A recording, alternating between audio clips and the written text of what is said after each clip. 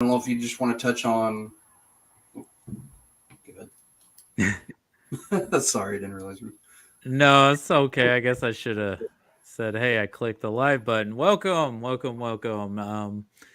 This is not part of the video store reject page. This is on my personal YouTube page, but we talked about the original Halloween and David Gordon Green's 2018 sequel last year for spooky season. We did an episode on Halloween Kills.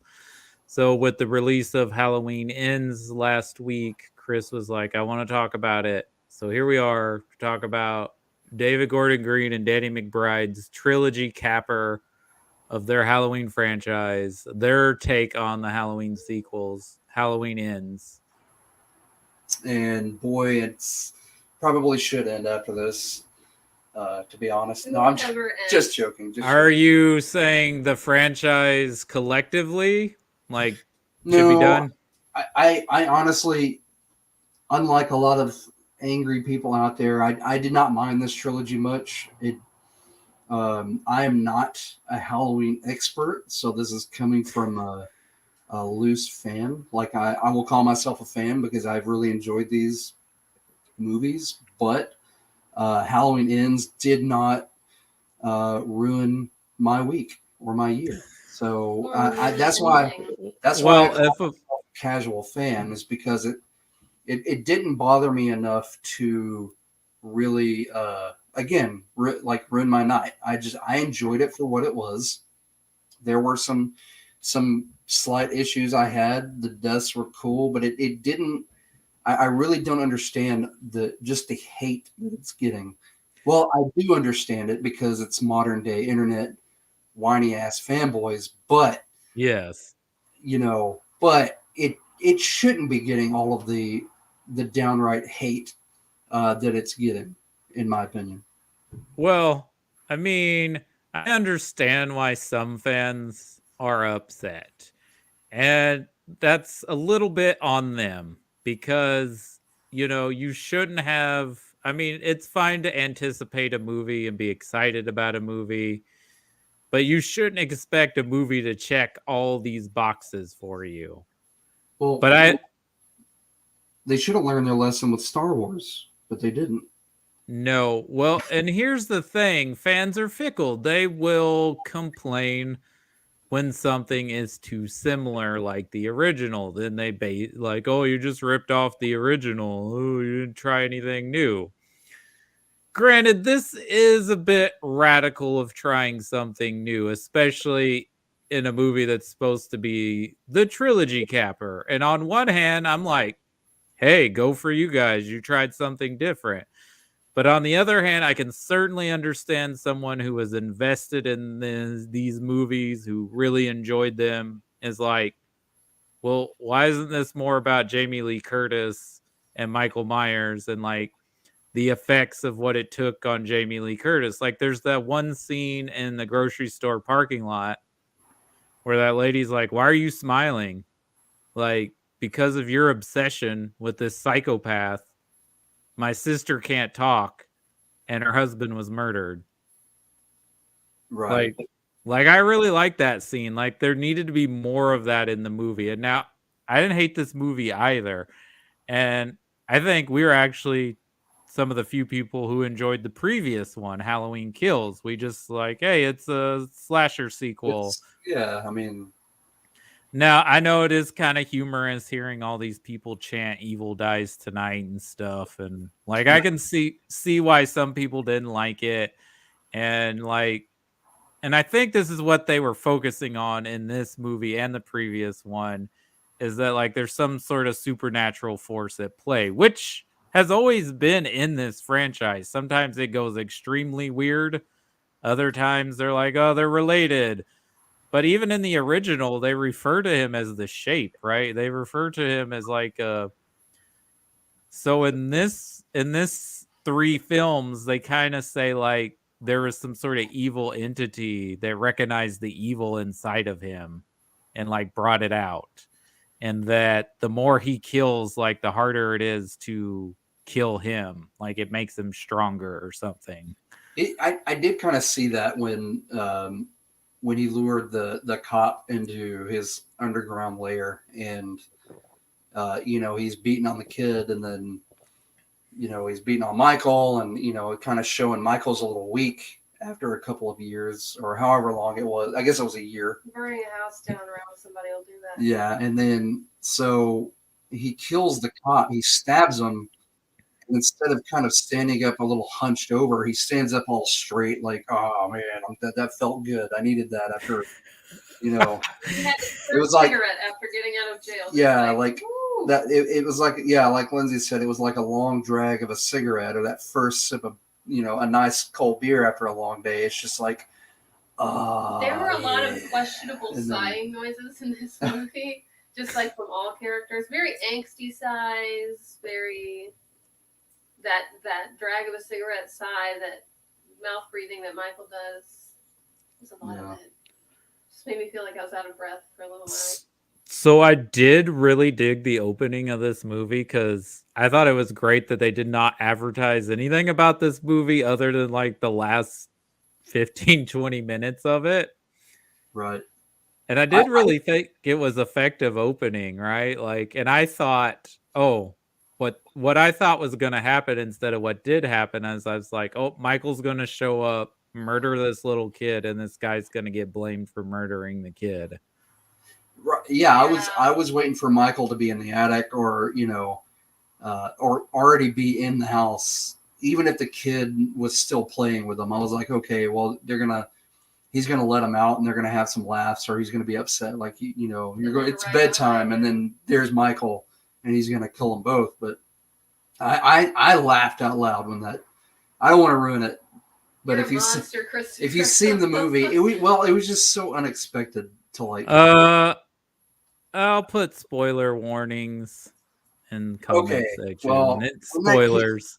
When he kicked the door open and he knocked that kid off the balcony, I just I don't know if it was the way he landed or what, but I just busted out laughing. I was like, man, I know it's not right to laugh at this, but it was pretty funny the way they went with it. But yeah, it was very.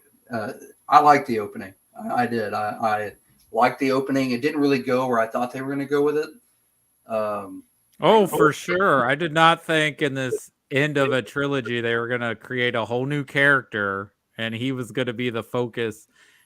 And honestly, I was with this movie for about the first 40 or 45 minutes. I was fine with it until we get to the scene where, like, he gets in the sewer after the band nerds, like, throw him off the bridge or whatever. And Michael goes to choke him and kill him. And then, like, he looks in his eyes and sees, I guess, the murder, and I guess recognizes he's evil too. Yeah, that part was a little weird. I assumed at first that it was like a matter of like a brain injury, because he did fall pretty far, right? Yeah. And they do this weird like shark eyes thing with his character. What's his Corey? Corey, I believe is his name. Yeah. Where like when he's evil, he has like just jet black eyes. And then it is a whole demeanor change, right? Like you can tell immediately after that happens. And even the bum he murders, which is sort of in self-defense, like he's got a whole different demeanor, like something's wrong with him. Because like he seems like this kind of nice, smart, maybe socially awkward kid, which granted what happened would make him even more socially awkward, right? Right. Yeah, I honestly, now I had steered clear of spoilers and whatnot. Well, that's good. The internet cannot be stopped. I knew that people were pissed for a reason, but I honestly, after that happened at the beginning of the movie, I kind of felt where it was gonna go. I was like, okay. But that's the end you give yourself to make more of these movies. Right. The idea that like, oh, they're going to finally kill the big bad, and then what are they going to do? Well, they're going to show you that anybody can be a Michael Myers, depending on... Now, I didn't know he was going to become a protege. I thought that maybe they would kill, and they would, like, nobody would know that Michael was still there, and this nerd was killing people, but then Michael shows up and like, hey, buddy, that's my job, and so I don't know. I kind of felt that it was going to go in that direction, but it didn't. He ended up, all that weird. This movie kind of felt like towards the end, like Cody was saying, like up to a certain point, I was like, all right, solid premise. I see where we're going. And then it just kind of like falls apart a little bit into like a fever dream of ideas about how to make this movie. There's a lot of moments where Laurie is writing her book and the things narrating sound like things you'd read in like a psychology textbook, or, what is nature versus nurture? Did we make Michael? Did Michael make us? But it doesn't feel tied strongly enough to what's happening to Corey and what's happening to her granddaughter who has terrible judgment. Yeah, and I think it was a mistake for them to have killed off Judy Greer's character at the end of the last one. I really think this should have been about the 3 generation of women and them dealing with the trauma and taking Michael out together. Yeah, that would have been great. Yeah. And I'm agree with you, Lindsay, that once it kind of shifts to where he becomes Psycho Corey, it feels like it is a fever dream of ideas, like they're trying to put a bunch of ideas together. And I think each idea separately by itself would make an interesting movie, but I think combining it with this Laurie Michael story doesn't work for me personally. Right. It's not horrible. It's because it becomes like Natural Born Killers and Psycho a little bit, because there's some weird stuff going on in Corey's house with his mama. Yeah.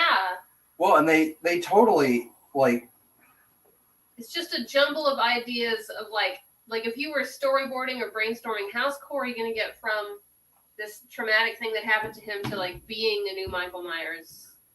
Sort of. He doesn't ever really finally get there. But. And also the granddaughter, again, they totally to me, she was some of the cause that pushed him, and then she acts all surprised. All the people who are an obstacle in her life. Yeah, the nurse and the doctor, he kills them because, and it makes it look like that she knew about it, or she knows about it. Oh, because she lost the promotion because the other girl was sleeping with the doctor. But it makes it seem like that the granddaughter is in league with Corey. He's doing it for her, and she's like, let's do that, and then we'll get out of here. But she doesn't seem to know what the hell he's doing. Well, because he also murders the cop that's basically sexually harassing her every time he sees her. Yeah, it's like they wanted to take her character in that direction, and then they decided not to at the last minute, and it felt really weird and unbalanced. They really rushed Laurie's character. She went from living for 40 years in a bunker and always looking over her shoulder to perfectly fine living in the exact same town that all that trauma happened to her, and there's not even a deadbolt on her door, and she's just this knitting granny who's living with her adult granddaughter, and it was only in the course of a couple of years. I think it's 4 years. I think it's 2022. Okay. And I wasn't sure if it was how long. It said 2019 in the beginning, and then that was the setup of the opening. Right. So that happened in 2019, and then it's 3 years later. Okay. After the opening. It's a bag of good ideas, but when you try to glue them all together, it's not. Yeah, they were we got to fit all of this into this movie, and we have to make it work somehow. And the way they puzzled it in there, I guess it just didn't translate. Maybe there's a 20-hour long director's cut that's going to tie it all together beautifully. Well, I just haven't seen it. There is an extended version of Halloween Kills. Yeah, I haven't seen that, but I don't think it because I feel like a lot of this should have been in the second movie, right? If they were gonna do this, it does feel like there's more missing. Or maybe there should have been a third and then a fourth movie. I don't know, to kind of. Yeah, there's too much in this one, not enough in the second one. It feels like they really Spider-Man 3'd it, to be honest. It does. There's just too much going on in one movie. and it doesn't fit all together because you're like, well, we got to wrap, because that's what people wanted, or a lot of people wanted we want Jamie Lee Curtis to kick Michael Myers' ass, right? We want him to get killed, even though we know, like, does it really end? Because there's going to be more eventually. At some point, somebody's going to try and do it again. Yeah, there'll be copycats. And I do think they were trying to do a nod to Season of the Witch, especially with the font and the direction of the movie. But I mean, they kind of reference almost the entire franchise in all three of these movies, even though they say none of the other movies exist except for the first one. Yeah, it was definitely interesting. Like, again, I do not hate this movie. Oh, me either. I don't hate it. It just for me personally, I just don't think all the big swings work for me. I applaud them for trying to do something different and not just make a straight up slasher movie. And when we get to the final 15, 20 minutes, that part's great too. And like the whole town like rallying with her to be like, yep, we're murdering this dude. Make sure he never comes back. Yeah. Yeah, I thought that was a cool sequence where they tie him to the car and take him to the junkyard to run his body through that thing just to make sure, But yeah, again, it felt like there just should have been more Laurie. This is, 40 years in the making. There should have been more Laurie. There should have been more after effects of like, because I get what they're doing. Like Michael has corrupted this town, right? And like made them horrible people. They don't trust each other. And I get that like the town has created a new boogeyman with Corey. Like in a lot of ways, the town has brought the evil out, and and Michael has brought the evil out. But maybe they should have just focused on that and not bring in a new character. And like, what did Michael Myers do to this town? What did Laurie's obsession with killing Michael do to this town? And how is the town dealing with it? How are they taking it out on Laurie? And like, how does she get closure? Right. Yeah. Which that's all in here. It's just jumbled with this other side plot. Yeah, they didn't take their time on it. Again, I will throw this in there. You may get tired of hearing it, but it was Spider-Man 3. There's just so much going on. But the difference is I don't think they had any interference with Blumhouse. They didn't have any interference with Universal. I think this was just them because,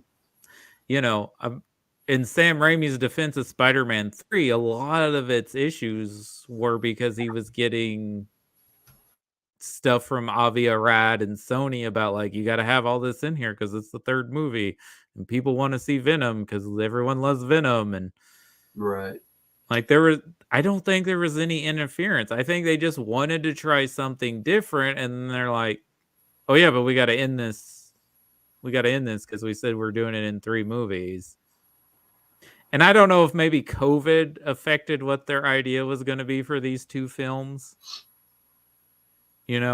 Right. Yeah. We have no idea what havoc that, caused for those other films. You're right. I mean, it could have very well, they could have very well wanted to take this in another direction, but with the other 2 films, the way they were, I don't know, man. It's hard to tell. Like if this was an issue that happened. Yeah, I don't know if this is a issue that happened and they just had to end it, or this was always the case and it just didn't come together for us personally. Because I know there are lots of people who actually really dig this movie. I've talked to a lot of people who like it, and that's cool. I'm glad you like it. Right. I can see both sides of the opinion of why people who really like it and people who hate it. And I'm just kind of somewhere in the middle. I'm like, it's not the worst of the Halloween movies by any stretch, but like this middle section just doesn't work for me because I feel like it's just too much they're trying to do in one movie. Right. Yeah, I agree. Like, I mean, it's a fun watch. Again, coming from a I don't know what I call myself, not a hardcore fan. Like, I love the franchise. I love the character, and I appreciate the the impact it's had on horror films. But man, yeah, I just like I don't want to rag on it too much because I'm also defending it. I mean, this is probably my favorite of the slasher franchises. I think the original is a masterpiece of cinema. It's amazing what they were able to do with such a limited budget. Right. And I think John Carpenter created like mood and atmosphere with just music and how they decided to light a scene or not light a scene and the use of the camera. I think a big part of the success of Halloween is the late Deborah Hill, who was the producer and writing partner of John Carpenter. Mm-hmm. I think she's the reason Laurie Strode and all those other female characters in the original Halloween are so interesting and actually well written. Like they, Not and someone to scream and flash their boobies. yeah, which we talked about this with Season of the Witch. I think everybody took what worked with Halloween wrong. They're like, oh, stab, stab, boob, boob. That's what people want out of these movies. And that's Right. really not what Halloween is. It has that in there, of course. But Well, it's not showcased like they do in other horror movies, like where it seems like even Halloween sequels would have that in there. But like the original, no, and even the way people get murdered, they didn't get murdered because they were having sex or smoking weed or drinking beer. They got murdered because they got caught off guard. They weren't paying attention. right. Like Well, they were. Annie Oh, was just getting in her car. She didn't realize, oh, my car is fogged up in the garage for some reason and it's unlocked when it was locked. And the other girl thinks that's her boyfriend. And by the time she realizes it's not her boyfriend, well, she's getting murdered. yeah, yeah. It's when you let your guard down. And that's why Laurie Strode lives, is because she's been seeing him the whole time, like throughout the day. Right. And that's what makes it so good. And I just listened to Tommy Lee Wallace, the guy who directed Season of the Witch. Mm-hmm. And he was going to direct Halloween 2, but he didn't like the script because he said he wanted to place it like 5 years later and have Laurie Strode dealing with PTSD of the effects of the first film instead of it taking place immediately after the film. Right. And also in another podcast, I said maybe Season of the Witch should have been the second Halloween movie instead of the third Halloween movie, so people didn't have this anticipation of more Michael Myers. Right. Well, wasn't that the problem was that the studio insisted that they use Michael Myers and Laurie again, even though. Yeah, I think that was the case. The studio wanted a sequel because the first one was so hugely successful, and they were already Friday the 13th came out, which is, and again, I have no disrespect to Friday the 13th fans and the franchise and Jason, which he's not even in the first one, but that is really, they copy and pasted Halloween and like took out like the subtext and said, okay, boobs, people get murdered. That's what it is, but that's fine. It's hugely successful, and there's some fun movies in that franchise, but it basically, they took Halloween and copied it. Right. Yeah.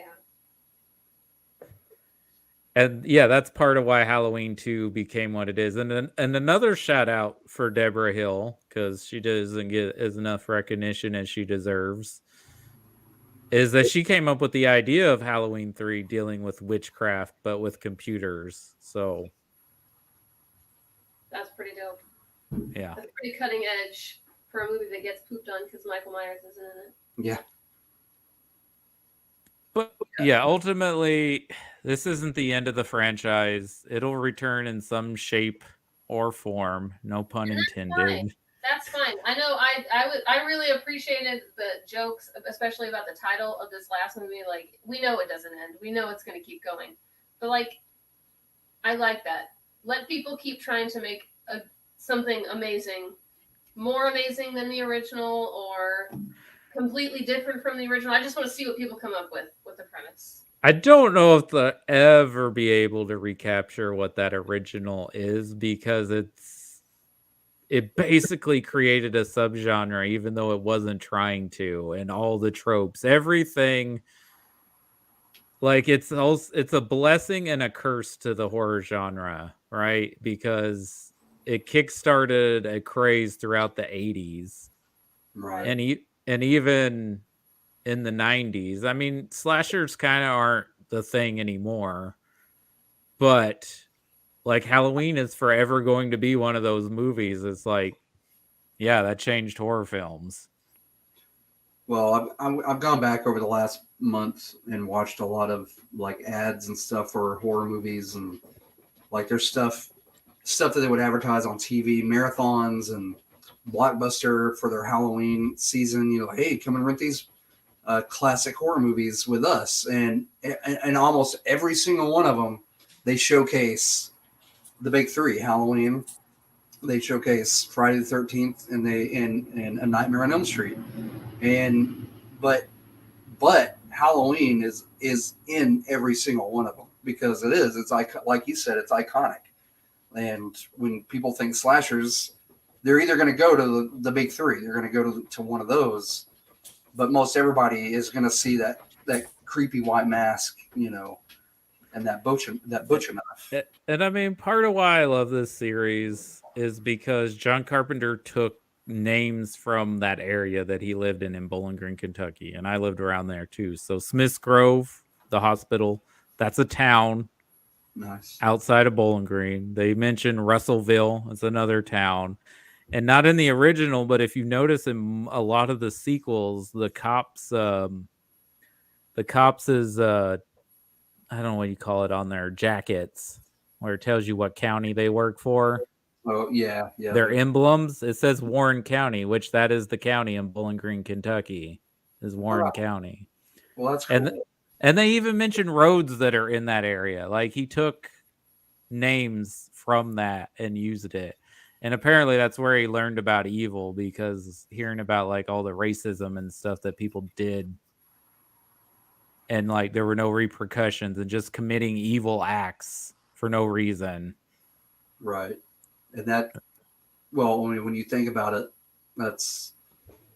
that happened back in the day. People would lynch and do horrible, evil things, and nobody would bat an eye, because they thought, oh, well, that's our own law down here, and yada yada yada, and blah blah blah. And so in a lot of ways, that's the basis of Michael Myers, just unpredictable evil. Right. But there's a lot to like in this movie. There's a lot like both sides I can see. It's not my favorite in the franchise. It's certainly not the worst. I guess it's my least favorite of the three of these films. I still like the 2018 one the best. I think that was a really well done sequel. I was going to say, I like them in order. I like the first movie. I like the second movie, and then I like the third movie for what they are. Like, I could watch them in order like that and like them in order. You know, I think the second one is just a straight up slasher movie. Like, that's all it is. Right. And it's entertaining if you like the franchise and the series. I know there are people that don't like it. That's another thing. This one, like, I noticed it runs throughout about a week or so, but it didn't feel very like Halloween-y to me. Like, I didn't feel like I was, you know, it was Halloween time there. Yeah, really the only hint of it you get is at the very beginning. That scene that's set at the beginning. It's Halloween night, people are going trick-or-treating. And the DJ, I think he maybe... Oh, I do love that they're watching The Thing at the beginning of the movie, too. Yeah. It's like a nod to John Carpenter, even though he did the music, which I like the music in it. Yeah, the music's great. I love the opening title. I like the titles for all three films. And they do kind of hint at what's going to happen if you go back and watch the titles. They kind of, With the pumpkins. Yeah, and if you notice, the mask is not present, I think, at the end. Yeah. So, yeah, I think there will be more Halloween movies in the future, and now Michael Myers is the king of the slasher franchise because he has more movies in his franchise than Freddy or Jason now. Well, you saw where Heather Langenkamp wants to come back and do a final Freddy. Another one? I mean, I'm all for it if they can get somebody that can do something good with it. Right. Because I know Robert Englund said he would come back under certain circumstances. And then now she's coming back. I guess after seeing Jamie Lee Curtis, she's like, well, maybe I need to kick some ass and finally take Freddy out, you know? Well, I would say she's right under there. If you take Jamie Lee Curtis and Sigourney Weaver out, then I would put Heather Langenkamp right under her of those two. Because those are the two ultimate final girls. Plus, they also went on to have like amazing careers. Like they weren't pigeonholed into the genre. Yeah. Cough, cough, Heather. I think that's what kind of Well, happened. I think Heather also just didn't continue acting it because if you realize she had a stalker, and they like even throw that in New Nightmare, like they use elements of her real life. Yeah, I remember her hearing or seeing where she had a stalker, which is crazy. But yeah, I'd like to see it. I would like to see that. Honestly, if they could do something good with it, then I mean, if Flanagan wants to do it, let him do it because he just worked with Langenkamp on the Midnight Club. So, yeah, let Mike Flanagan do it because we unfortunately Wes Craven can't do it because he sadly passed away. right. And if he did, then that's creepy. And when did that happen? When did he come back? So we need to how do you make that happen? But yeah, I urge everyone to give it a try. Find out for yourself. Do not listen to sad little internet trolls that have nothing else better to do. Go then watch poop on a movie. Yeah, like watch it for yourself. If you don't like it, that's fine. I didn't completely like it myself, but I'm not gonna go yell at someone that liked it. Like that's their opinion. It's fine that you like the movie. There's a lot to like in it. You just didn't work completely for me. I think that's where the line is. It's like being mature enough to say that I don't care for this or I really love this without deciding that everybody else needs to agree with you. I do. It's not going to happen, but I really wish they would turn this into an anthology franchise where it's a different story set at Halloween. That's what I would like for them to go back to the Season of the Witch drawing board. I agree. Michael's dead. He went into the junk chipper there and got squish. I thought it was really cool. Lori had her moment. The town is still effed up. So, everybody's just a bunch of a-holes.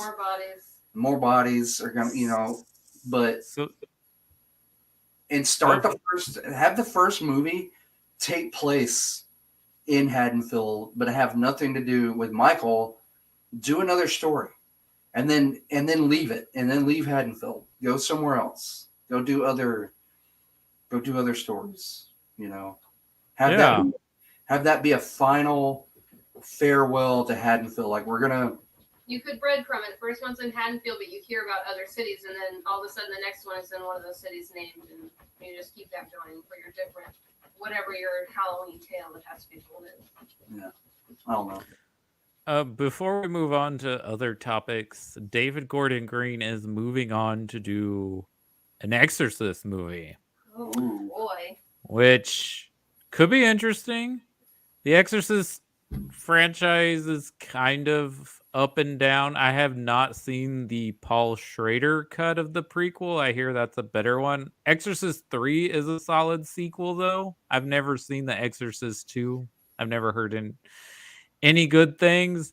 But I feel like that first Exorcist movie is so good. I'm like, why did they even try to make other demon possession movies? Like they like just dropped the mic on that one. Like Oh, it's that done. first one's, It's done. They did it. yeah, that first one's a classic, and it's still Like, scary. Like it. like there have been some decent demon possession movies, but I'm like, they're never going to make one as good as The Exorcist, are they? Like that's just not going to happen again. Yeah, it's like trying to recapture Star Trek II: The Wrath of Khan. You're just not gonna capture it. Well, okay, let's move into that then, because I think there are a few like, and maybe it's when they don't try to that it works. But I feel like The Undiscovered Country is a pretty close second for me as far as. Yeah, I will. Granted, it's Nicholas Meyer again, so maybe there's something to Nicholas Meyer playing in Star Trek. Undiscovered Country will be the best outro I have ever seen for any crew. Like that really was just such like a great way to end their run, the original crew. Like TNG never got that, and I know that's what they're going to do with Picard season 3. I think that's what they're trying to do with Picard season 3, because that's part of Nemesis' problem, is it was trying to be the Wrath of Khan of next gen. Right. And it just that a lot of different reasons, and then it came out a week before Two Towers and did not stand a chance at all. And then they kill Data and then bring in B4. Which that makes it even more trying to capture Wrath of Khan again. Right.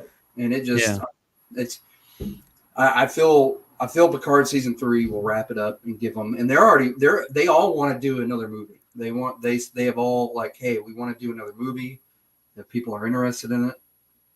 I say let them do it as long as everyone wants to come back.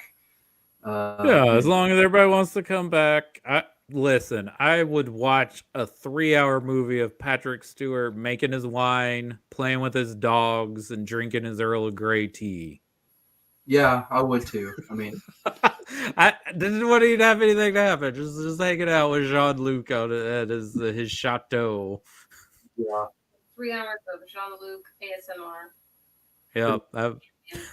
I'd be like, I don't care. I love it. There's nothing going on. It's fine. This is making my soul happy.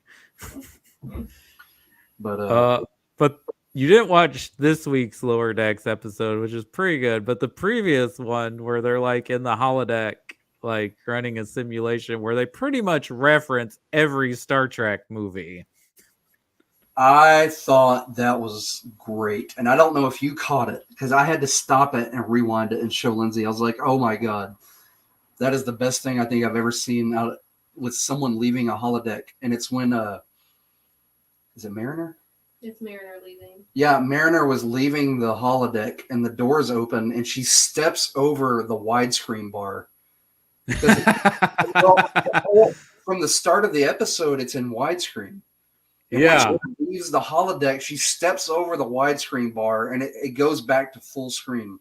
And I thought that was I laughed at that. I thought it was the best thing ever. Like, oh my God. And they had the lens flares.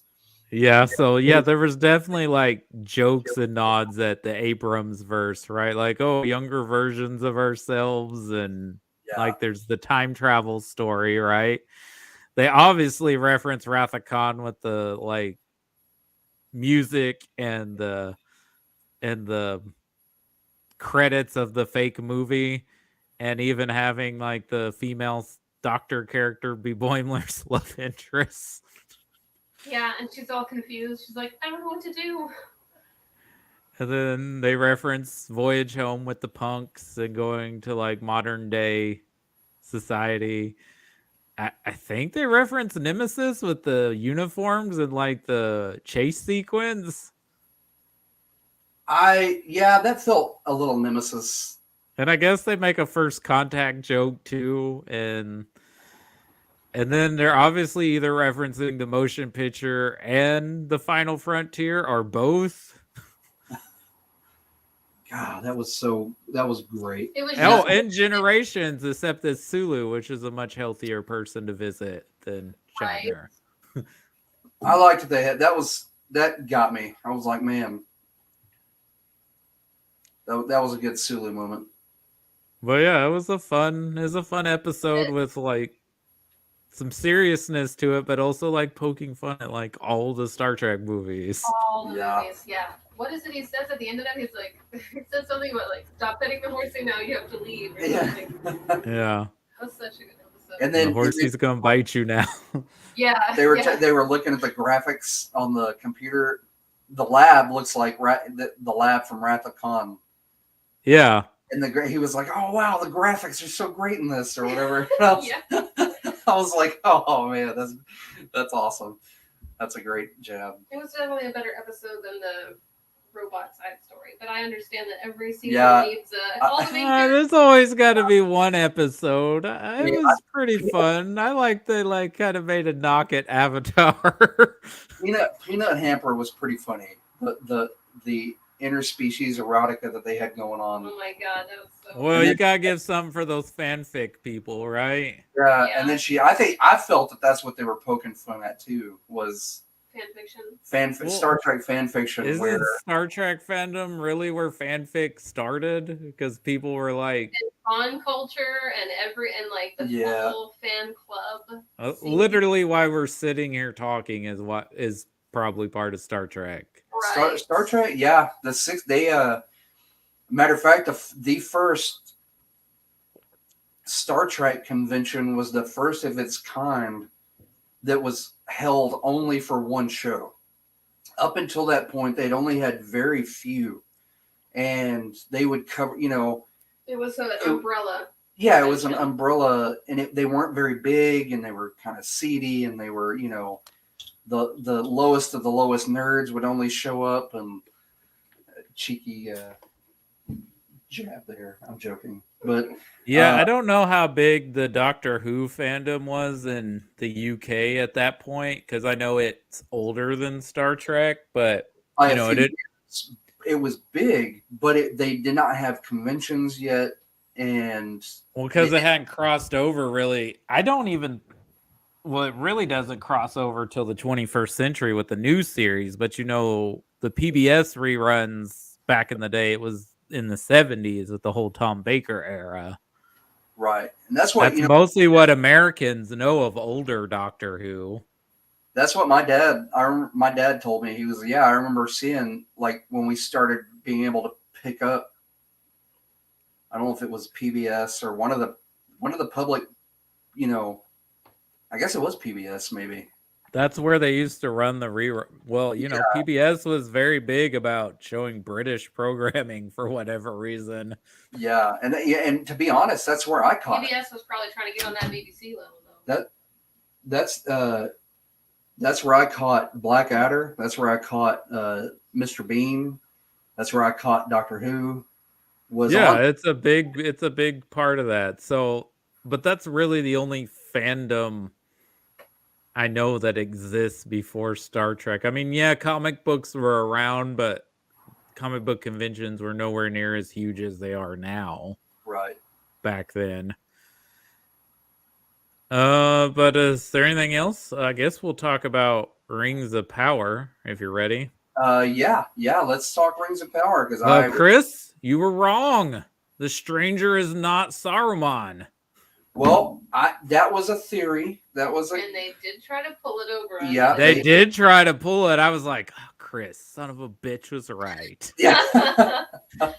Well, did I mention Halbrand and his height? Because after rewatching some of it, I was like, that dude is really effing tall. And to find out, so who is he? Because you're like, it can't be Gandalf because it's too early. But he keeps saying crap that reminds me of Gandalf. Well, I hope that's an Istari thing. And look, the Blue Wizards are the ones who showed up and at that Okay, time I'm fine period. if he's one of the Blue Wizards. That'd be cool because And I want to know about these guys.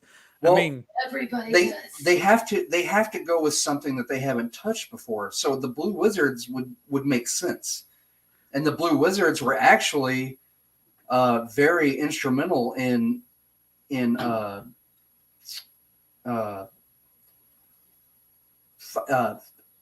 driving Sauron back into his lands and stuff. And I'm trying to hang on. I'm flipping through my Rolodex in my brain. This is a different Rolodex. We just talked about Star Trek, so we gotta move over to. Gotta go over to our Lord of the Rings. Yeah. He couldn't be Radagast though, could he? Because he does communicate with the animals. Well, see, Or is Radagast. Radagast around the same era as Gandalf? See, I thought Radagast showed up around the time that Gandalf did, but now don't hold me to that. It's all in there and it's floating around, but I can't. When it comes to just straight timelines, Okay, did you guys know Radagast is also a doctor? The guy that played Radagast is one of the Yes. Oh, yeah. doctors. Yeah. Yeah. Okay. oh yeah, He's so cute and little. Sylvester McCoy. Yes, the seventh Doctor, very Scottish. Mhm. But I really hope that they're going with a Blue Wizard, and then that will eventually be introduced to the other Blue Wizard, and it'll show. We'll get to kind of find out what happened to them Yeah, I naively assumed that the two wizards were like twins when they're born. Like they come together. We're gonna see. There's got to be two of them, or it's not the same thing. But yeah. So I'm just theorizing here. Do you think the Blue Wizards then teach Gandalf about like, oh, the hobbits, they're nice people? You can trust a hobbit. Yeah, that very well could be. I mean, because they obviously are building a relationship here with him and that what is her name? Nori. Nori. Like they're going on their own little grand adventure, right? They're gonna be BFFs. That's why. Like, I won't be disappointed if it's Gandalf. No, I won't be disappointed, but like you said, it would be interesting if it's somebody else. But like that last line when he's like, "Follow your nose," and I'm like, okay, like I don't want, like, I don't mind because Peter Jackson did it, and I'm such a huge fan. I don't mind them reworking some of the history, but I don't want them to do it just too much. Like I want them, and again, this is fanboy Chris talking. We just talked about this. My opinion does not matter. This is in the hands of the writers and such, but I don't know. I kind of want to see it be a Blue Wizard. I don't want them to mess with Gandalf because of where we're at with the Jackson well, film. we have enough Gandalf content from the books and the 6 movies. Exactly. Yeah, so like I want to see introduce the Blue Wizards because we literally know nothing about them. It was hinted that they may have gone into the East in their later years and perished there, or were still there at the time of the events of the Lord of the Rings and the Hobbit, but we don't know because he didn't get any further than what he got. And I need to go see if Christopher Tolkien did any more work with that, with the Blue Wizards. Speaking of Christopher Tolkien, do you know how the family feels about this TV show? Because I'm shocked that they were not fans of the movies. Well, Tolkien is actually one of the consultants. Of course. I mean, somebody's got to keep up with the estate, right? Right. Now, from what I understood, they had to run everything through the Tolkien estate in order for them to go through with it. Okay. So everything that we're seeing, the Tolkien estate has signed off on. So I don't understand why these fan people are acting the way they are. I mean, I do, but we know why they're acting the way they are. I say that, but listen, I've been a nerdy person all my life. I know we used to get made fun of for liking this stuff and you know, I was there. We were there, but like I'm fine with someone who doesn't look like me that likes this stuff. It's for whoever wants to like it. And okay, girls used to make fun of me for liking nerdy stuff. I'm okay if a woman likes some nerdy stuff. It's okay. They can like it. I shouldn't like gatekeep that only straight white dudes can like nerdy things. That really seems like one of those milestones, like an object permanence thing. Like seeing something different than seeing somebody else who doesn't fit your personal experience enjoying something causing fear in you. That seems like something that's in like a childhood development textbook somewhere. I'm gonna look it up.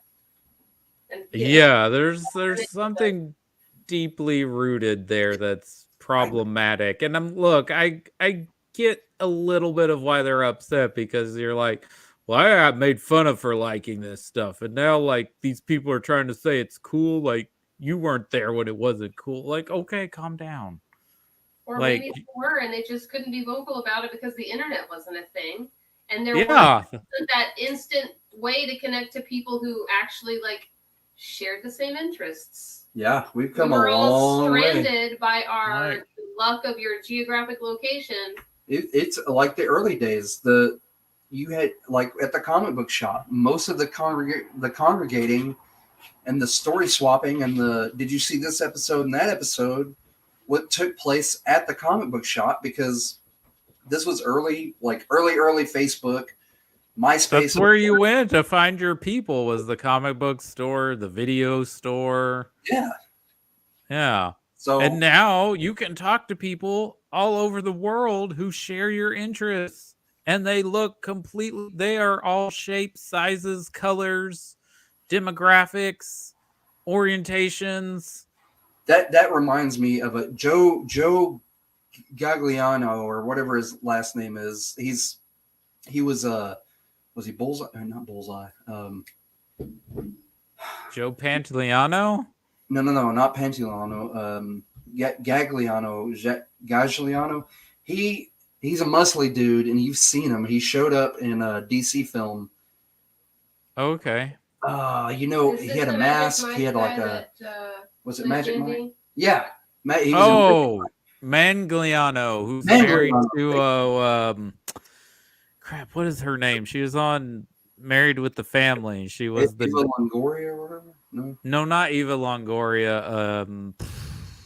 No. She's on Married with the Family. She played the like young wife to Ed O'Neill. Oh, okay, Sophia Vergara, yeah. And basically, I heard like he found out she was single and like went to wherever she was filming and is like, hey, I'm single too. I think you're hot. We should be a couple. I'm just throwing it out there. And I guess it worked. But you know what? He looks like that, so it probably wasn't too hard to convince. But he's a total nerd. He loves D&D. Yeah, he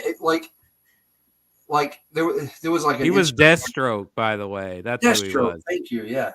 Which he's never gonna probably end up getting to play him now because the whole Snyder verse was kapooted. Right. Well, like there was this muscly dude on Instagram was like, "Oh, I don't play D&D, that nerd shit," and blah blah blah, and he's like flexing in front of the mirror or whatever. And then the Joe Mangliano or whatever is what do you say? It's something Joe. Like that. I'll just say D&D Joe. Joe the man. He posted like in response, and he was like, it was him on the cover of Men's Health magazine or whatever, and he goes, "Oh yeah, well I play D&D. I'm a so and so class whatever," and I was like, "Oh, burn." I thought that was. You know who else plays D&D? Vin Diesel. Yeah, Vin Diesel. He's a huge D&D nerd. Yeah. Matter of fact, the Last Witch Hunter was based off of a D&D game that they played, and they actually ran. Yeah, I haven't watched that. I don't know if I will like it, but I appreciate that. Like, even though he's done like 9 million Fast and the Furious, he's like, no, I want to do these Riddick movies and this kind of stuff. Yeah, I want to make my nerdy stuff. Oh yeah, Steven Spielberg. D&D player. They played D&D on ET for the kid to get all the kids together, and they went to Spielberg's house and played a game or two of D&D together, just to I guess to build that camaraderie that he wanted on screen. He was like, "Hey, we're gonna play D&D," and he featured it at the beginning of the movie. That's what they're playing at the table when he's like, "Hey, Grunt, go get our pizza," you know. So, but another theory of who Saruman was did come true. Halbrand. Yes. Yeah, that's what I was talking about. Like, somebody pointed out his height, and I'm like, man, he dwarfs like all those other people. Well, Galadriel's no like little teeny tiny thing in the Jackson cinematic universe, so it's really weird to see somebody that's like a head taller than her, a head and a half. Right. Mm-hmm. And Lindsay pointed out that his name sounds like Hellbrand. Mm-hmm. There's that symbol thing that keeps. Yeah, but Halbrand is actually a name. I know it is. So we did get the reveal. We get to see the 3 rings forged. Oh, and I love that song at the end. I was like, oh yeah, bring back like those Tolkien-esque songs. Yeah. I enjoyed it. Like, now that I've watched it, I'm gonna go back through and watch them all in November when we do our Tolkien November. Oh yeah, when you marathon it all, you're gonna be like, so how are you gonna do it? Are you gonna watch the series first, then the Hobbits, then the Lord of the Rings? What I'll probably do is watch the Hobbits and then take a little break and then do the series, because the trilogy is still like a big deal to me. Like, I have to prepare. We have to make a Hobbit meal. There's a whole meal plan. I have to get some beer. Like, it's like a holiday. It's preparing for a holiday around our house. So, because what else are you going to celebrate in November? Yeah, like that is my Thanksgiving. I'm thankful that I'm these wonderful movies. I think it's a different theme for this one, but I'm kind of sad we have to wait a month for Netflix before the Knives Out sequel comes out, because that first Knives Out movie feels so much like a good Thanksgiving movie. Thanksgiving movie. Yeah. But this one is more like rich people on vacation. Yeah. That's a big theme this year in movies, is like, you know what? Rich people suck. Yeah. I wonder where that sentiment might be growing from. But yet, it's rich people making these. Well, not everybody making movies is like filthy, stinking rich, Chris. Like, you know. Not they're everybody's just rich enough, though, to pretend that the real problem is the choices that poor people make for themselves. So. Yeah, I mean, look, like most of those people aren't hurting, but like I just want to separate. They're not like they're Elon Musk and Jeff Bezos. No, they're like the Oscar Mayer baloney to Elon Musk's. No, I will say they're like, if you're rating meals, you can usually point out the tone deaf celebrities, and those are the celebrities who sing Imagine. Worldwide pandemic. Yeah, during a pandemic. There's so many things not cool about. Anyways, anything else about Rings of Power? I mean, this is a really well done show, and you know what? I mean, I hate Amazon, but you can see every cent they put into that on screen. Oh, for sure. You can. I want to see more. My favorite part of this series was the dwarves. They were so good, and I loved what's her face as the wife. Yeah, she was great. She should be running all of the Dwarven kingdoms all at once. She's decent for dwarven. Oh, we didn't really get the Belrog. I thought that was gonna show up. I know a lot of people are complaining. I'm not complaining. I'm just like, I thought I want to go on happen. This season was a setup season. Yeah, we're figuring out where we are. They're introducing us back to Middle Earth. They're introducing the different races and the peoples and the kingdoms and the characters, and setting up what's to come in season 2. And they're saying that season 2 is really gonna ramp it up. Like it's gonna be more, we're getting into the formation of the alliance between men and elves. You've got the Balrog fixing to take out and destroy. I almost said Moria. Wait, it was Moria. It is Moria. Yeah. Then you got then you're gonna have the orcs and the cave trolls move back in and to inhabit the caves and whatnot. So there's a lot that they had to set up. There's a lot they had to pieces squeeze in place, and then it all start chugging along. Season 2. I wanted to see a little bit more of. I felt that Halbrand showing Celebrimbor how to merge the metals and form the rings. I felt that was a little rushed. Because he was there, he was with them for years, and I mean, like he lived amongst them for years, and he was like a worm tongue. Well, we got to have our reveals for the season finale, and he fed them cliffhangers over the years, and slowly poisoned them, and was like, okay, now this is how you're gonna do the rings. And this is good guys, excellent. I'm proud of you. And then, suckers, I'm sour on bitches. Yeah, like thanks for the rings. That scene where they forged the rings, that felt like getting a little glimpse into like a parallel universe where Lord of the Rings is a thing, but maybe Peter Jackson didn't make it, and it was just like so gorgeous. Yeah, it was good. Everybody pacing around like they're waiting for a baby to be born. They're all nervous. And this is an observation that I will point out as fanboy Chris, and not a complaint. But we did get to see the hilt of Isildur's Narsil. His sword, Narsil, cuts the ring, which he uses to cut the ring from Sauron's hand. Now, that resembled the sword, the hilt, that was in the movies. The rings that they presented or they forged did not resemble the rings in the opening. And I don't know if it was a licensing thing that they had to make it just different enough or what. Just something that I pointed out. Again, not a huge gripe. Like, I'm here for it. I'm still eating it up. But I'm just wondering if it was like one of the conditions. Like they're still borrowing like a lot of aesthetic and stuff from the Tolkien movies. Well, I mean, of course they are. They want to connect them for one thing, right? So people will feel like, oh, okay, it's connected to the world of the films.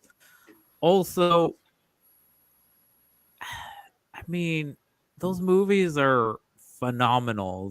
I don't think they're ever going to top those movies. Like, no. When somebody asks what the greatest film in motion picture history is, and I will say not one film, but 3 films, sir. So you don't say it's not only the best trilogy or the best fantasy film. You're saying it's the best film in cinema.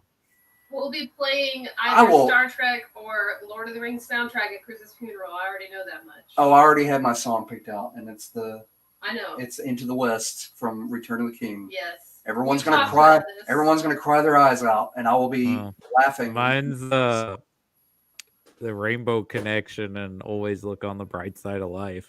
Nice. Perfect. Yeah, Bright Side of Life is going to be in there too. You cannot leave that one out. But good choice on Rainbow Connection. I like that.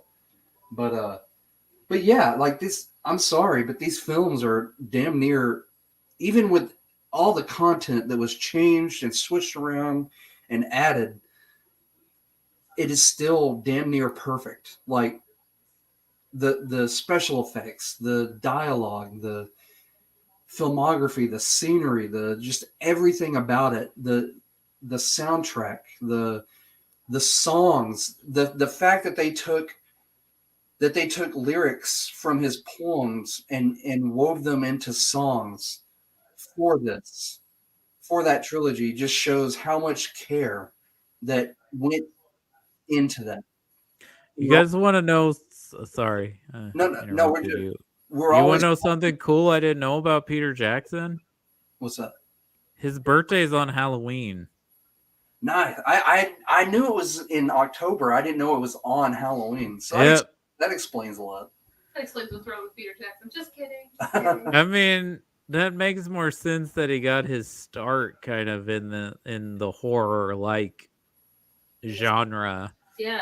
Right. I mean, other than that's a good way to make a low budget movie and get your money back because horror is one of the genres that usually makes its money back. Right. And he released his early ones during that it was still, I guess, the exploitation period was still kind of a thing going on there. I guess in the late 80s, early 90s, there was still that exploitation circuit of films, especially, I mean, yeah, I guess those first three films you could sort of say are exploitation-y. Yeah. Like he is the Kiwi version of Sam Raimi. I mean, they do have similar career tracks, and I mean, the Spider-Man trilogy happened around the same time as the Lord of the Rings trilogy. Those are both foundational, and I know the Nolan bros will come at me about the Dark Knight, and I'm not trying to poop on the Dark Knight because the Dark Knight's a brilliantly made film, though I think I slightly prefer the Batman as far as a Batman movie. Right. But I think Spider-Man 2 is probably the best superhero movie ever made. Oh yeah, for sure. I will. Because as one. much as I love The Dark Knight, I don't get emotional watching The Dark Knight. The last time I watched Spider-Man 2 recently, because my favorite podcast, Blank Check, was doing the Sam Raimi movies, I cried like a baby during that whole Aunt May scene and the monologue she has where he tells her when he tells her about it's his fault Uncle Ben died. Yeah.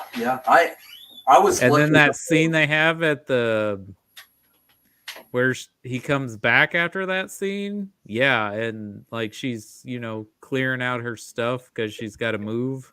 Right, and I will. Yeah, I will go ahead and say, as far as sequels go, X-Men 2 was an excellent sequel. Yeah, better than the first, better than the third. But I have a hot take on my opinion of the X-Men franchise.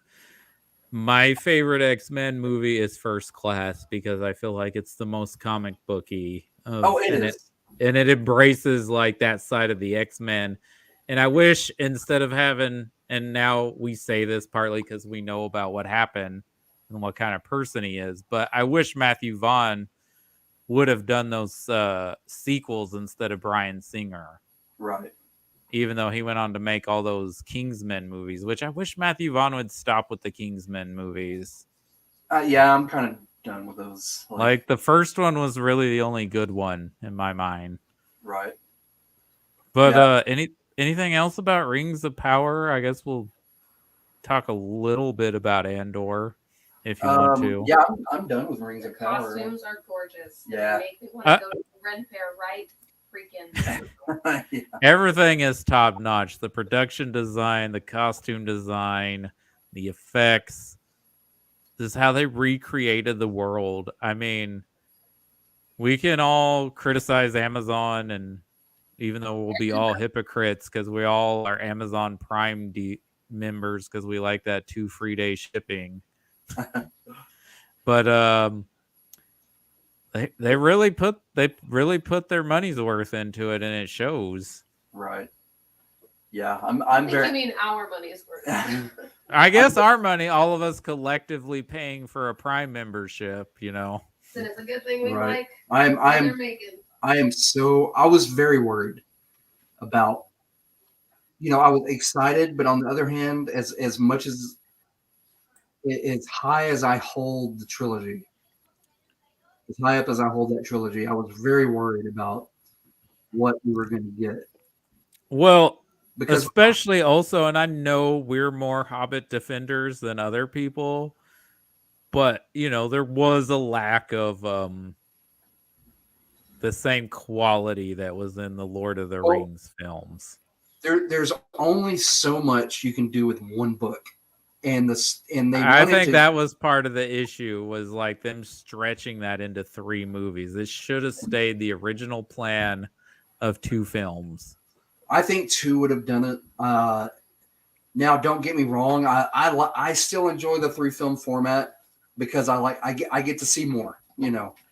Well, Even yeah, though- but I even mean, though you can I don't feel it in necessarily- Battle of the Five Armies that they Oh, were yeah. like, as long they as were my they biggest were pulling to make that like out a of full movie. my only, I have two major gripes out of all 6 of those films, and one of them is the way they wrote Toriel in. Mm-hmm. I do not mind her character at all. We got Arwen. No, I just don't think they needed the dwarf. I could not stand the love And I triangle. don't think Legolas needed to be in there other than it was like, hey, there's Legolas. I didn't mind Legolas. The second biggest sin, and I will go ahead and call it a sin because they changed it and I did not like it at all. And that's Thorn. That's Philly and Killy not dying by Thorn's side in battle.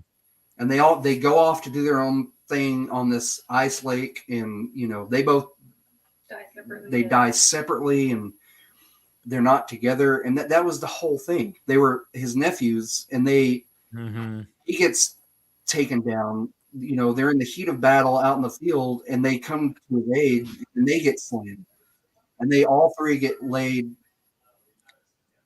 rest together in high honor because it was this.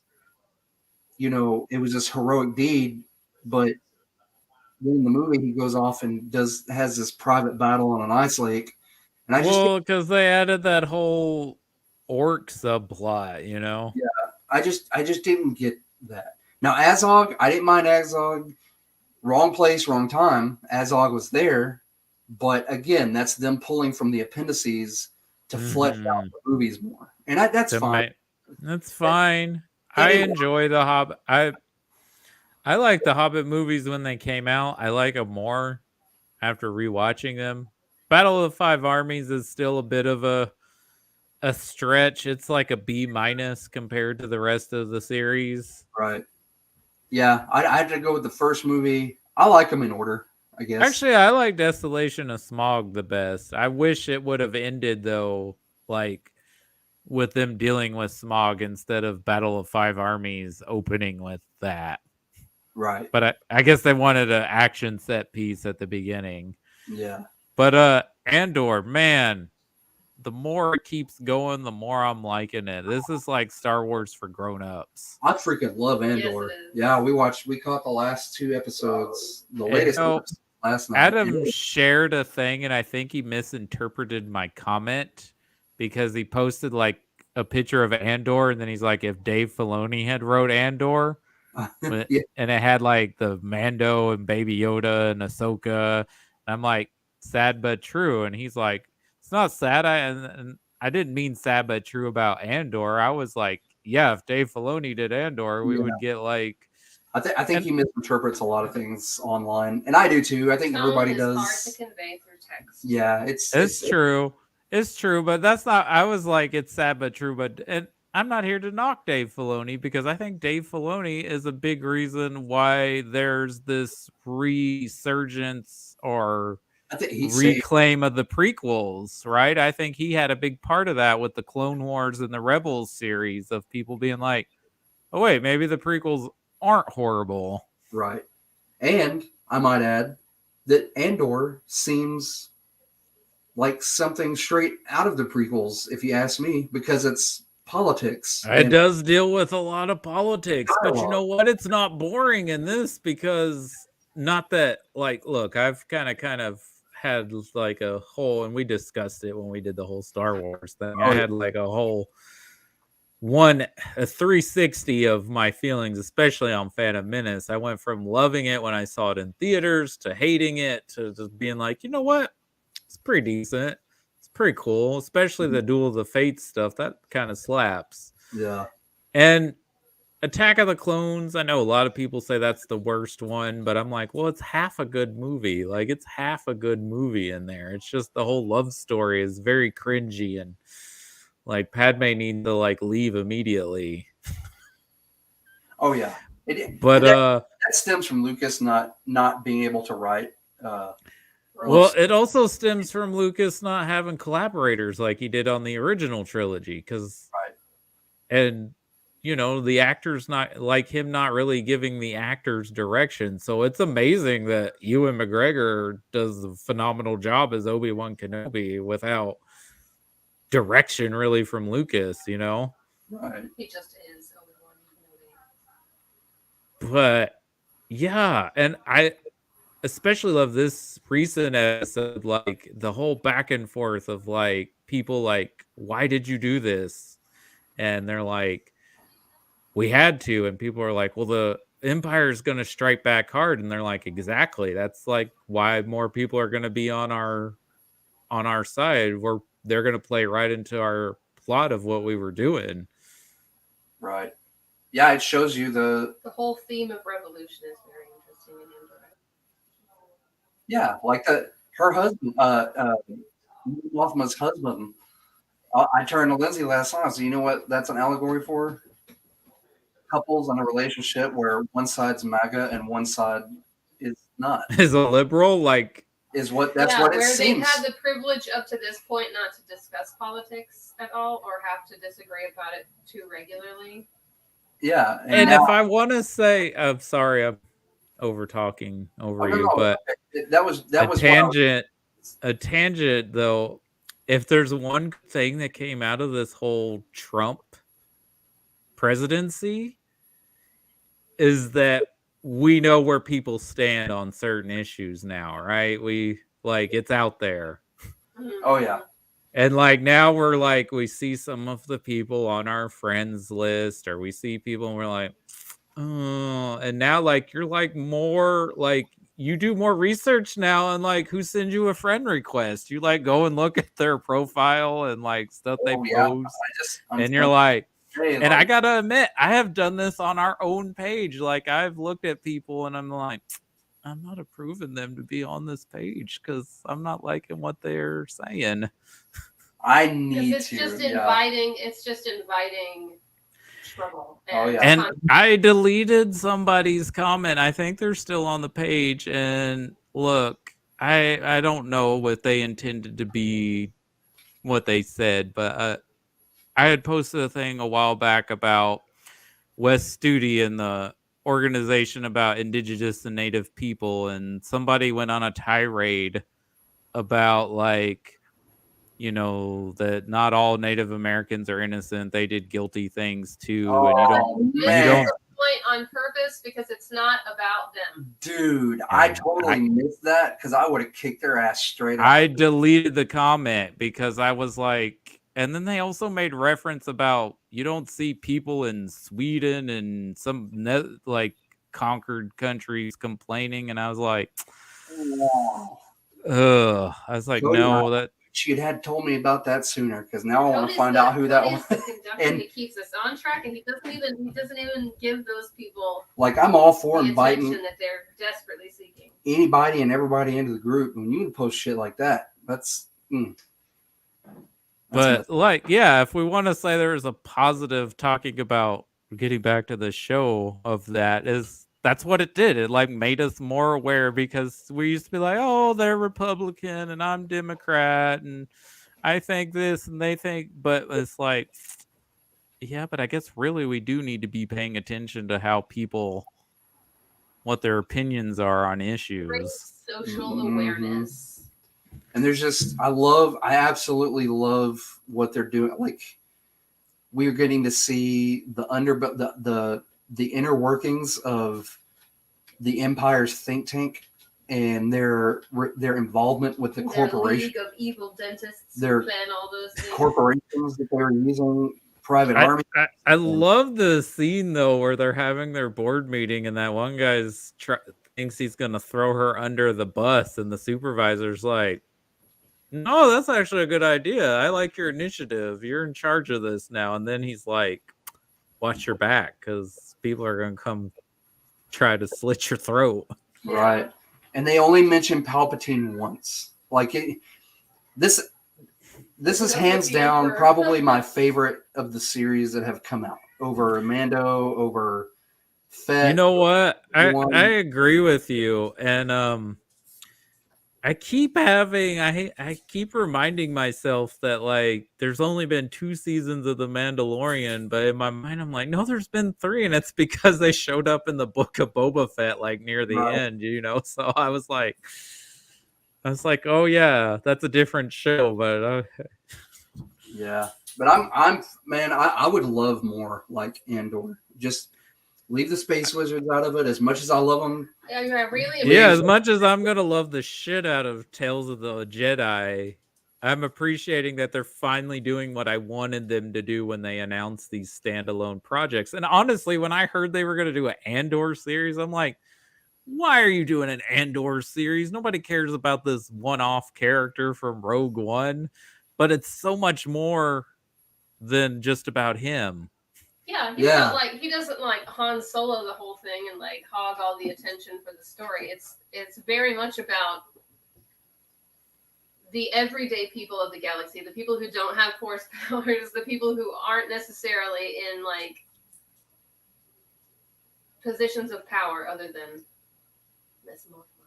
yeah, it's the lowly people who are drug into this and who are being And occupied. they choose their side based on what they think is going to help them. Like the whole excuse of economic anxiety, that kind of thing. Like, do you join the bad guys? Do you join the good guys? And what's your reason? Also, it really wants me to go get some blueberry and make my own blue milk. Oh yeah. Yeah. Because they keep showing the blue milk in cereal or Well, whatever. That's the thing at Disney World is blue milk. It's like a fucking That's a little $25 tiny ad blue for their milk. at Galaxy's Edge theme park and all the things you can buy there. And that side character, I guess, getting to work at like a call center for the Empire. Oh my gosh. He's going to come into play. Something's going to happen. Holy. Because they keep showing him, and something big is going to happen with his character, and I'm keep waiting for it. Like, well, like that dude. I really hope that that one character who we finally got to see again, because Andor went back to the planet where the first couple episodes started. I really hope they do more with her, like the mechanic that's like running like side with the Resistance, right? Our Empire. Is it Bix? Yeah, that's her name. That's her name. And then again, we got to, and I don't know, was that like a backstory of Andor where he gets like arrested? Is that like a backstory? I wasn't quite sure what was going on there. I thought that was like he gets kind of busted, but not for the robbery, and that's how he doesn't he meet that big tall K2 robot. Yeah, there was a K2 robot. It's not K2SO, which is he's gonna show up. Yeah, he is gonna be there, but like I thought that was part of his backstory if you're referencing Rogue One. Right. But we're still moving forward in time after he's like, you know what? No more of that. I got enough money to go somewhere warm where people don't care who I am. I can do what I want. And even there, the Empire's like, oh, we're here to ruin everything. And again, not that I needed it as a Star Wars show, but just showing that this is Star Wars for adults, even though they're not showing anything. Like, we confirmed that, like, people in a galaxy far, far away get busy just like people on Earth. Yeah, they do. I was like, hey, it's just not something we see in Star Wars, and they're like showing it. Like, not really, but like the after effects, like, you know what happened. Yeah. And I guess, you know, the previous episode, we got to finally see the heist go down and like what happened with that. I love that it was built up as a heist, but they were really just trying to poke the bear. They were trying to. Yeah, really, that's what they were doing, and that's why he killed that one guy, because that one guy just wanted the money, right? Yeah, I thought that was brilliant. But yeah, I agree with you. This is Star Wars for grown-ups. I'm absolutely loving it. I heard that the ratings are down, which like people watching it. Yeah, as far as people. Well, yeah, because it doesn't have the recognizable character that they want. Now, look. It doesn't have the swish, swish, pew, pew, and that's what they want. But I'm glad that this got made, because Oh, at yeah. least we get something different, which is what I wanted when they said they were going to do these standalone movies instead of a Solo movie and a Yoda movie and a As, Boba Fett as much movie. fan service as Rogue One had, that's one of the reasons why I love Rogue One. Is Me because too. Like it if you dealt take with the, out it if dealt you with the take out ground that rules. scene of the guys from the cantina and you take out the ending, there's really not a lot of fan service in there. Right, and it's you get exactly what I wanted. That's that's why I'm a huge fan of Battlefront, because you're not running around. Now you can run around and play your favorite characters. You can play Chewbacca and play the Jedi, Yeah. but you're a grunt. You're a grunt running around, part of the rebellion. You don't have any superpower, force powers. You're not a not a Mando. You're not anything special, but just a meatbag fighting for a cause. And that's Well, why. I will say that when Mandalorian started, and I still like Mandalorian, but when it first started, it really was really good. Like I liked what it did, you Oh know. yeah, I when I say this is my favorite, it doesn't mean I don't like the other shows. I like Yeah. them because I will always, as much as I complain, I will always like Star Wars. Oh, I'm gonna be there probably the minute it pops up on Disney Plus. Watch the Ahsoka series. So I Oh, yeah, mean, yeah. I mean, I will always. It's in my DNA. It's in. but I appreciate that they finally did what they promised us back in 2012 when Disney bought Lucasfilm, because that was what I was more excited about than a sequel trilogy. I was like, oh, they're going to do standalone movies set in the Star Wars universe. Like they were going to do like the Seventh Samurai with Jedi that Well, never happened, with which they've referenced that several times in the series. Like there's an episode in Mandalorian that's pretty much Seven Samurai, and there's an episode in Clone Wars. But like, I was like, yeah, that'd be cool if it's like just separate Jedis that we don't know anything about, well, or maybe ones we only saw glimpses of. right. Our last So, trip to ILM in 2011, I remember Marjorie. We were at the ranch, and she goes, "Okay, so all this land over here, they're buying up, and to my knowledge, they're working on a new Star Wars TV show, and it was supposed to be, it was the one that got canceled. It was the one oh where yeah, it's going to be the underbelly of Coruscant, of the Star Wars, right. more gangstery, more.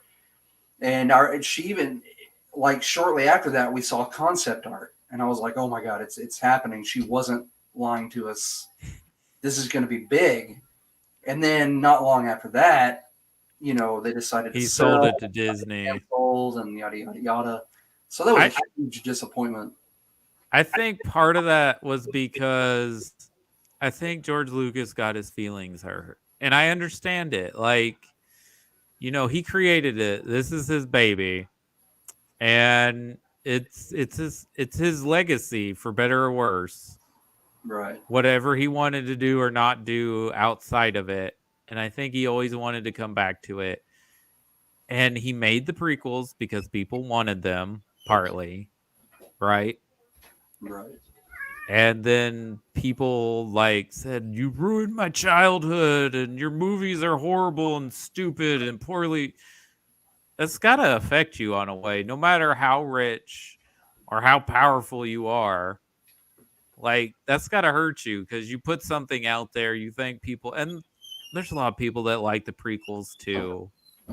But that's got to hurt your feelings that the thing you created, people are saying like, you're terrible for this. You ruined the thing that's yours. Well, he got a good dose of what Ahmad Best and Jake Lloyd got, and that was nasty ass fanboys, fan folks saying really hateful things at the height of, well, not at the height, but at the beginning of that toxic. Honestly, I think this is where all the internet bros come from, is from the Star Wars prequels. Right. And I think that hurt his feelings. And I think he's like, you know what? I'm done. I'm done with this. I'd be offended. I'd be like, how can you tell me I ruined something I made? Like, I was your childhood and I ruined it by also making more of the same thing. Yeah. I mean, love or hate the Star Wars prequels, you can't deny. And I think that's also maybe where the resurgence coming from. Not just the Clone Wars series, not just because Gen Z grew up watching the prequels. That's their Star Wars. And even some younger millennials, that's their Star Wars. But I think part of it is, and I don't want to poop on Marvel because I pretty much like most of what they do. But at the same time, more and more movies are feeling like a product instead of a movie. And at the end of the day, even though they're franchise films, part of an existing IP, you can't deny that those Star Wars prequels come from somebody's vision and somebody's voice, for better or worse. Instead, we've looped back around to where we're making media to sell products as opposed to selling products because of a great piece of media. Exactly. Like, if there's one thing that's wrong with modern blockbusters, is the majority of them, even if the entertaining ones, it mostly feels like I'm watching a commercial for something. Mm-hmm. There's not a voice in the filmmaking or the writing. It's just like, and I think a lot of these older movies, especially in a we're not in a post-COVID world, but post like lockdown world, I think a lot of people reassessed a lot of older films and were like, that's actually not bad. They were actually trying to do something with this movie. Yeah. Like, I think a lot of movies are getting reassessed, or people are nostalgia for at least something we're not getting anymore. So they're like, I don't know, that kind of was actually pretty good. Why did people hate this back in the day? Yeah, I agree. And I don't even, well, I guess I kind of have a love-hate relationship with the Star Wars sequels because I friggin' love The Last Jedi, even though some people think it's like a tragedy against the franchise. And actually, I don't hate Rise of Skywalker. I just feel like that is like product. That's all that movie is product to me. Yeah. I've come around on The Last Jedi. I'm not a super fan, but it's not as bad as I used to make it out to be in my head. I've come around on it, So and Solo is product too, but like, like for a movie that doesn't exist, it's actually pretty decent. Yeah, I didn't mind Solo either. I mean, again, we didn't really need it, but what we got was pleasant. I mean, I like getting to see a younger Lando. Glover did an amazing job as Lando, and I honestly wouldn't mind seeing more Lando adventures. I think we are getting more Lando adventures. Do we really need it? Not really, but if they're gonna do it, I would rather see some Lando stuff. Maybe a little mini series on how he obtains Cloud City. And that's the interesting thing about this show is that this is it. This is it. They're not gonna do multiple seasons. This is it. And I'm fine with that. And I also hope they get to do more things like this in the future. Yeah, I would love it doesn't have to be as so adult themed, but I would like for them to do things that's not personally connected to the legacy of the film series. Right. Like, just create something. You have such a huge, vast universe that you can literally put any kind of story you want in there. Right. And you can even do pew pew and Jedis, but maybe do a character we don't know that much about. Like, we don't. And look, I enjoyed Obi-Wan, but I don't need it. Yeah, I kind of felt the same. Like it didn't really. I don't know. Like it was cool. I didn't need Book of Boba Fett, but it was kind of cool. I don't, I don't need it, but like, yeah, let's do something with characters we don't know anything about, and let's just grow the universe and the world. Let's make it bigger. Shouldn't be just about one family. Exactly. Yeah, there's so much more out there than just the Skywalkers or the immediate bunch. But I think Tales of Jedi is starting pretty soon, and I'm gonna watch it. But I hope they like explore things we don't know. Like, like it looks like we're gonna get a Count Dooku and Qui-Gon stuff, which would be cool. I'd like to see that. Yeah, that'll be interesting. But also we're gonna see Ahsoka, which is fine. I love Ahsoka as a character. She's become like the fan favorite. Right. But it's cool. I just hope in the future we get more stuff like Andor. It doesn't have to be exactly like Andor, but just hey, here's a thing set in the Star Wars world, but it's not about the Skywalkers or people connected to the Skywalkers. Right. That's all I got for all these things. Yeah, I'm good. I mean, I'm I'm pretty good. I think I've said what I've wanted to say. They're all very great. It's all very entertaining. It's been great TV, and what a time to be alive. It's peak TV for not just good TV shows, but it's peak TV for all the nerdy stuff out there. Like, even the Game of Thrones series is not terrible. I think Rings of Power is better, but it's decent for what it is. Like, they're trying to beat that and try to milk it. It is kind of a shame you're telling me the ratings for Andor are not very good, because that means people just want lightsabers and pew pew. And I'm like, you gotta give Andor a chance, especially if you like spy and espionage stuff. Oh yeah, man. Like if you like James Bond, watch. Well, no, that's probably not a fair assessment. If you like Mission Impossible or the Bourne films, then give Andor a try, because it's written and created by the guy who wrote the Bourne films. Right. So yeah, I think it's good. Yeah. And I think you're right. It's probably the best Star Wars series out there because it's something different. Well, I say watch it, give it a shot, wait until it's out, and then binge it, or space them out, and but just watch them. Do not listen to internet people. Don't listen to them. You should never listen to internet people, and you will miss out on so much. I'll say one more thing.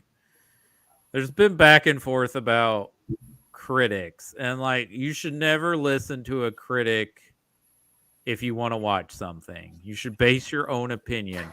But even critics will tell you that, or most modern day critics will. Like, I think the Twilight movies suck ass, but go watch the Twilight movies, because you might find something in them that I don't. Not every movie is going to be for every person. Mm-hmm. And I do think we shouldn't have this rate of, oh, watch this or don't watch this. Like, go assess your own opinion. But I think, and there are critics that do relish in writing and saying like mean things about movies and TV shows when they're bad, or they think they're bad. But I think the majority of them are just like, this is my opinion. This is what I think of this.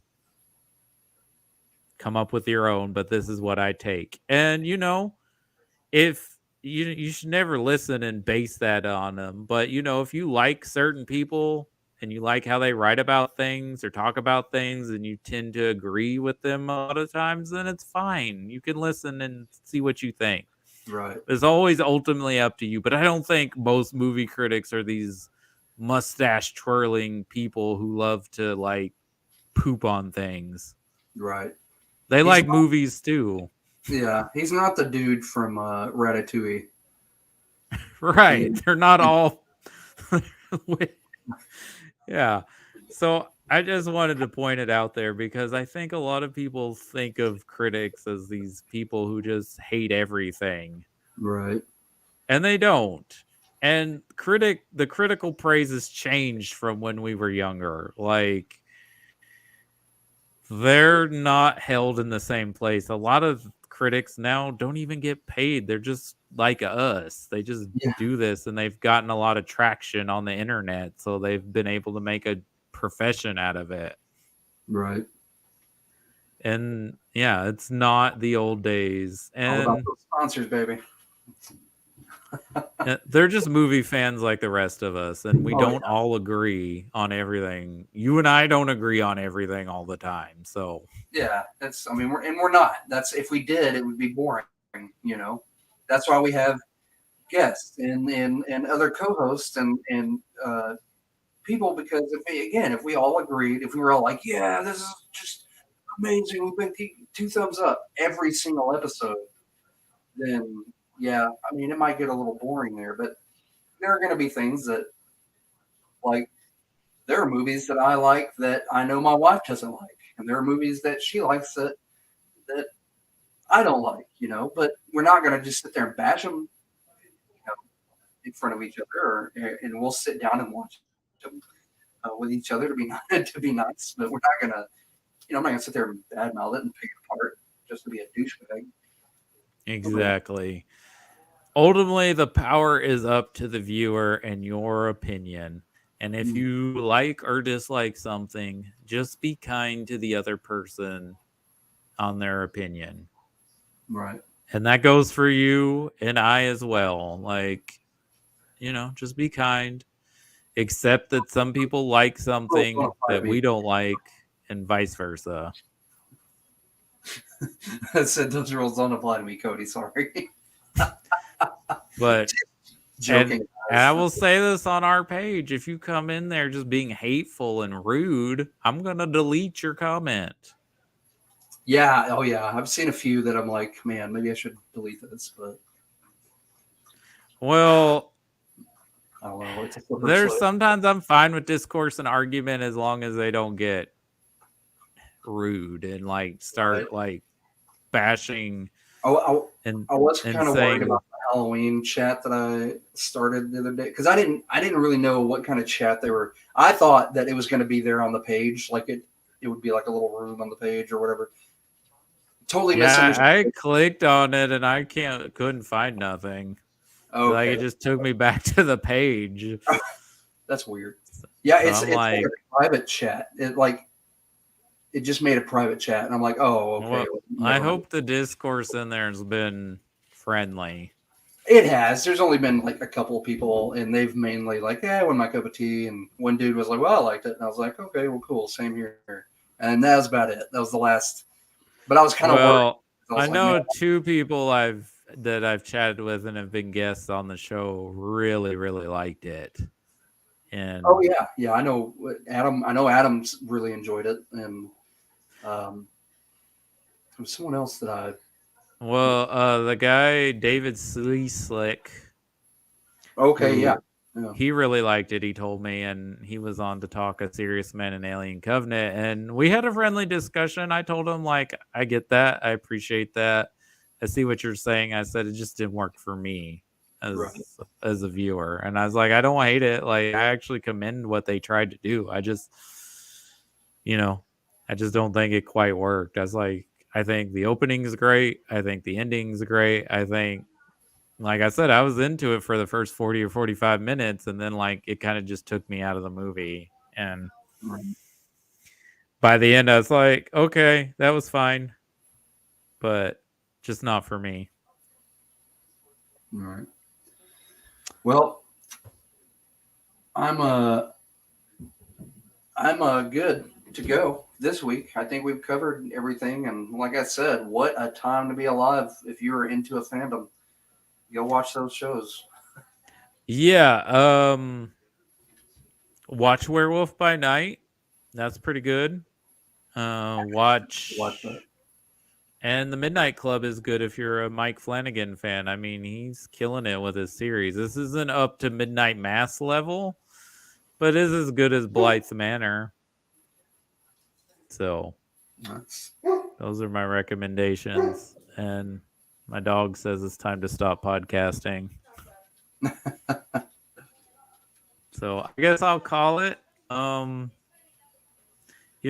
us what you guys think about Halloween Ends or any of these other shows we talked, but be friendly and be polite. It's fine to have a different opinion, but just don't be an asshole because you will get deleted. Right. And everybody have a wonderful weekend. It's a shame that it's warming up, but at least it's not, it's not Mordor weather out there. Right. But I was enjoying those cool days, like getting to wear a hoodie. That 36-degree night that we had the other night was amazing. I know. Back down in the 70s though next week though. So so maybe we'll get a little bit more. And enjoy spooky season. I guess you'll let us know when we do our Dracula Frankenstein episode. Yeah, I know that's coming up. I will message her this evening and reconfirm the date. I thought it was the 24th or the 25th, but I will reconfirm that. It'll be next week for sure. And we'll go from there. All right. Well, anybody watching, thanks for watching. Please be kind and have a great weekend.